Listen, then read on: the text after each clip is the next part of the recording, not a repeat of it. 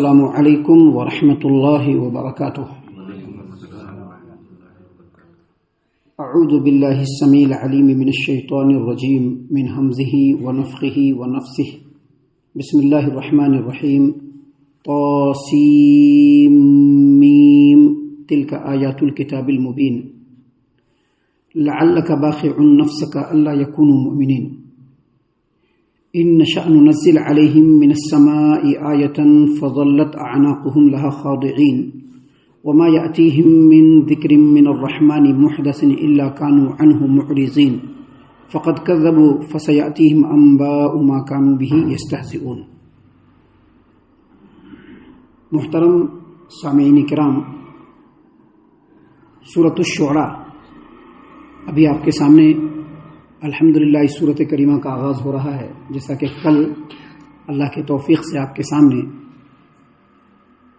سورۃ الفرقان کی تفسیر کو مکمل کیا گیا، اور آج سے سورۃ الشعراء جو سورہ نمبر 26 ہے اس کا آغاز ہو رہا ہے۔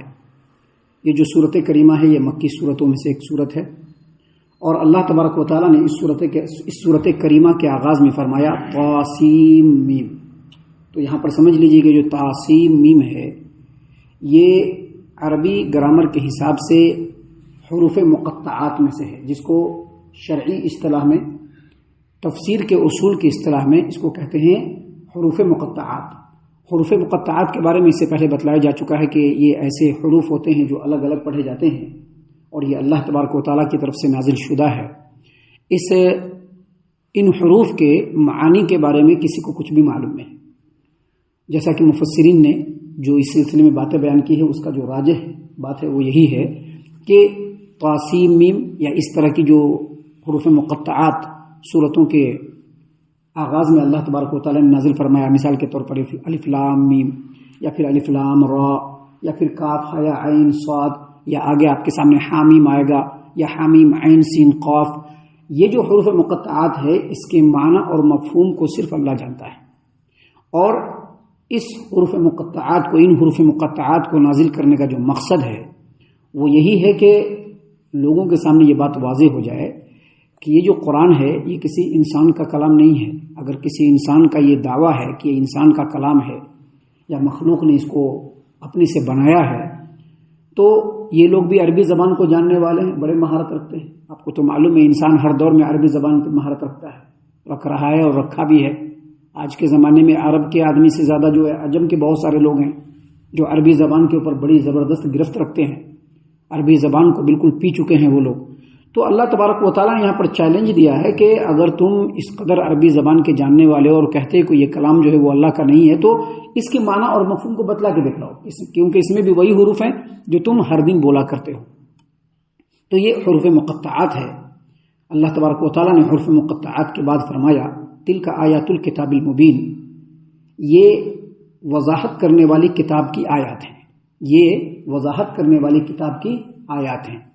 یہاں پر کتاب سے مراد پورا قرآن بھی ہو سکتا ہے، اور قرآن بھی ہے، یا پھر پرٹیکولر یہ سورت کریمہ بھی ہو سکتی ہے۔ کیوں؟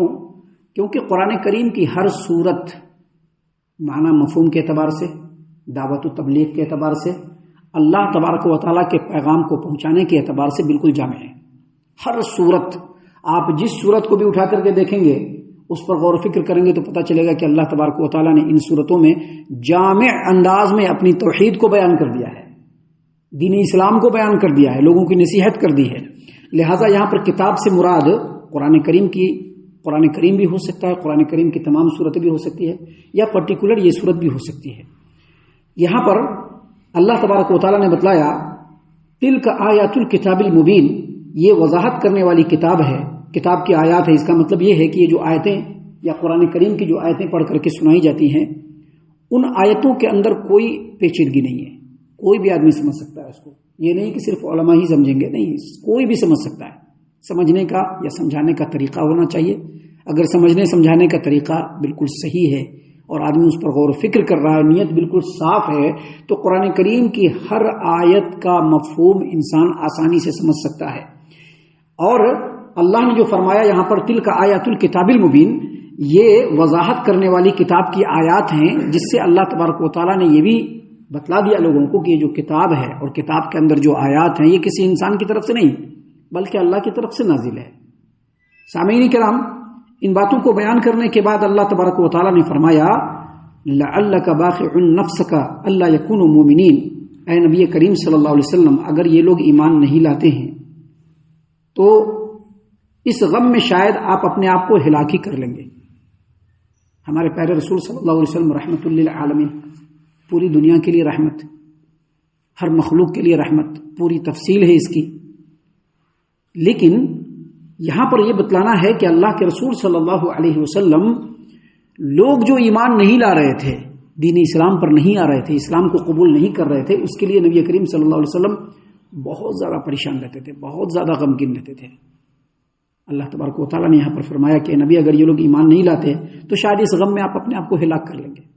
آپ صلی اللہ علیہ وسلم لوگوں کے ایمان نہ لانے پر جو غمگین ہوتے تھے اور بہت زیادہ شدت غم میں مبتلا ہوتے تھے، اس کی 3 وجہ ہوتی تھی۔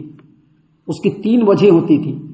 پہلی وجہ یہ ہوتی تھی کہ نبی کریم صلی اللہ علیہ وسلم تمام مخلوق کے لیے رحمت للعالمین بنا کر کے بھیجے گئے تھے۔ آپ صلی اللہ علیہ وسلم انسانوں کے لیے بڑے فکر مند تھے۔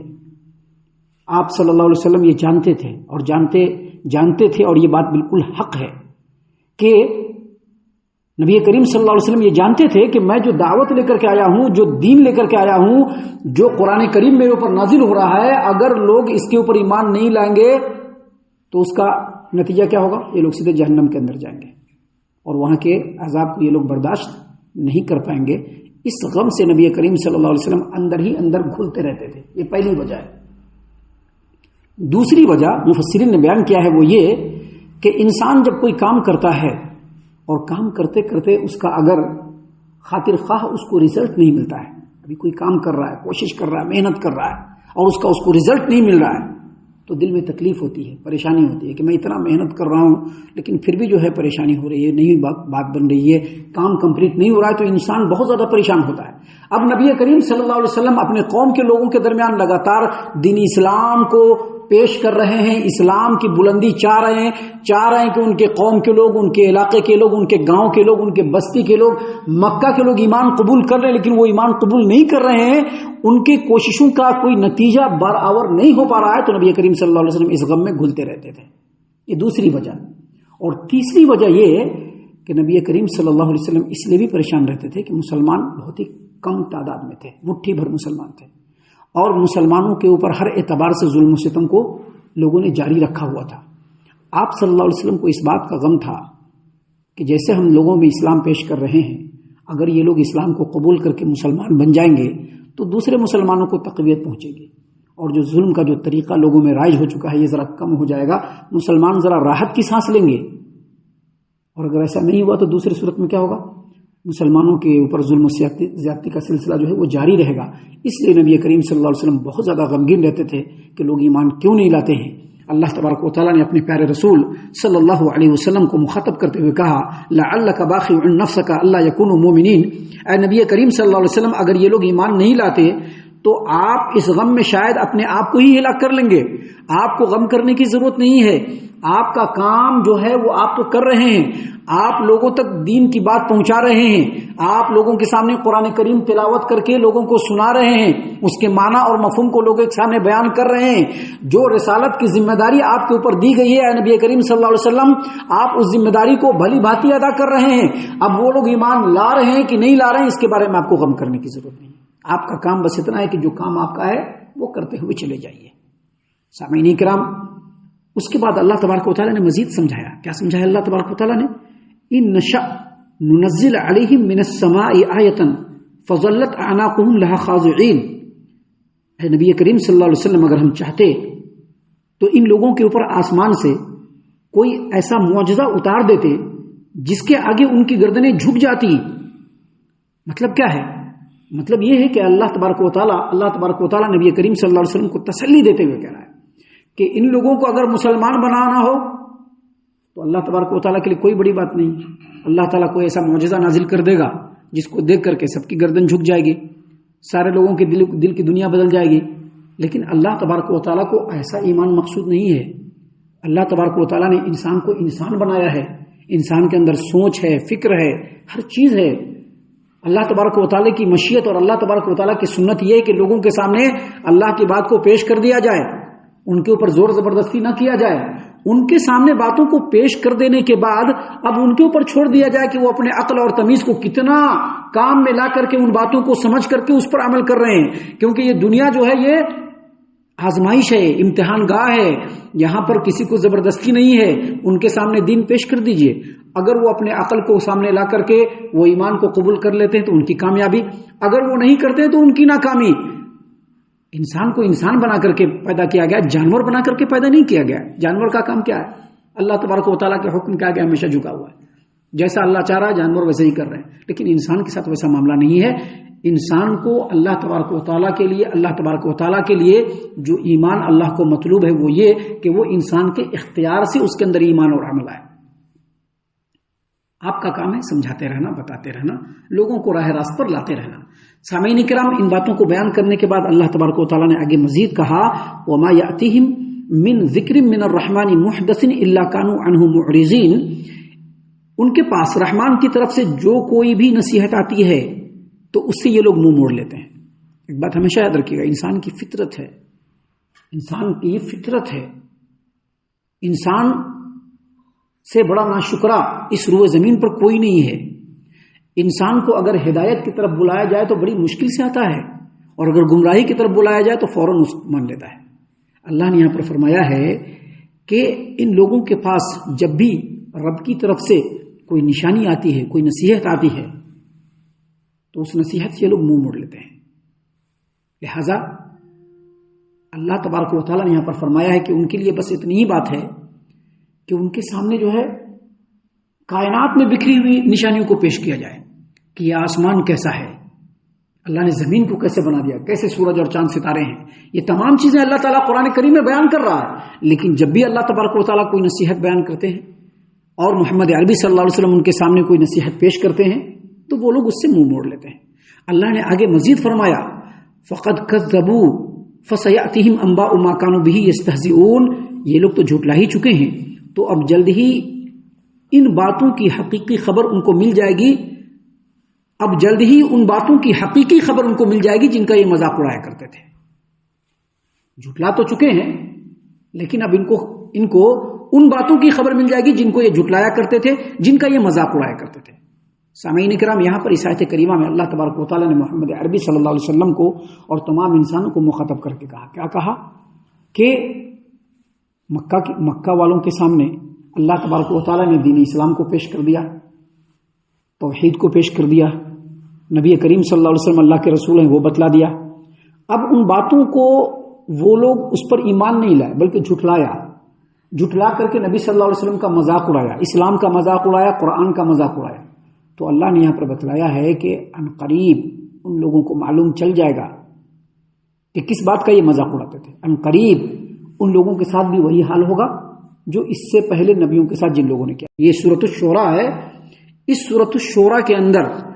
سورۃ الشورى کے اندر اللہ تبارک و تعالیٰ نے نبیوں کے قصے بیان کیے ہیں۔ سیدنا موسیٰ علیہ السلام کا قصہ ہے، اس کے بعد نوح، اس کے بعد لوط، اس کے بعد ہود، اور بہت سارے نبیوں کا قصہ اللہ تبارک و تعالیٰ نے بیان کیا ہے۔ کیوں بیان کیا ہے؟ تاکہ مکہ والوں کو یہ سمجھ میں آ جائے کہ جس طرح سے ان نبیوں نے اپنی امت کے لوگوں کو دعوت دیا اور توحید پہنچایا، اور ان کی امت کے لوگوں نے نبیوں کو جھٹلایا، اور اس کے بعد اس کے بدلے میں اللہ تعالیٰ نے ان لوگوں کو جس طرح سے ہلاک کیا، اگر مکہ والے نہیں سمجھیں گے تو ان کے ساتھ بھی وہی معاملہ ہونے والا ہے۔ اور ان کے ساتھ بھی وہی معاملہ ہوا، مشرکین مکہ کے ساتھ بھی وہی معاملہ ہوا۔ معاملہ کیا ہوا؟ دھیرے دھیرے اللہ تبارک و تعالیٰ نے مسلمانوں کو، اسلام کو غالب کیا، اسلام مضبوط ہوتا چلا گیا، اور پھر بہت سارے سرداران جو اسلام کی مخالفت پر کمر بستہ تھے ان لوگوں کو اپنے انجام کو بھی پہنچنا پڑا۔ تو اللہ تعالیٰ نے اسی بات کو بیان کیا ہے کہ ان لوگوں نے تو جھٹلا دیا ہے، تو اب جلد ہی انہیں ان باتوں کی حقیقی خبر مل جائے گی جن کا یہ مذاق اڑایا کرتے تھے۔ یہ سورۃ الشورى ہے۔ ابھی آگے اور بھی باتیں ہیں جو انشاءاللہ کل اور کل کے بعد کے دروس میں ہم آپ کے سامنے پیش کریں گے۔ ہم اللہ سے دعا کرتے ہیں کہ اللہ تعالی ہم تمام کو ان تمام باتوں کے اوپر خوب غور و فکر اور تدبر کرنے کے ساتھ ساتھ ان باتوں پر عمل کرنے کی بھی توفیق عنایت فرمائے، آمین۔ اللہ تعالی ہم تمام کو صحیح معنوں میں پکا سچا مومن مسلمان بنائے۔ اللہ اور اس کے رسول صلی اللہ علیہ وسلم کی اطاعت و فرما برداری کرنے والا بنائے، صحابہ کرام رضی اللہ عنہم کے طریقے پر چلنے والا بنائے، جنت الفردوس میں جگہ عطا فرمائے۔ اے اللہ ہم تمام کو جہنم سے پناہ دے، اے رب العالمین ہم تمام کو جہنم سے پناہ دے، اے مالک الملک ہم تمام کو جہنم سے پناہ دے، آمین یا رب العالمین، وما علینا الا البلاغ المبین۔ تبارك الذي نزل الفرقان على عبده ليكون للعالمين نذيرا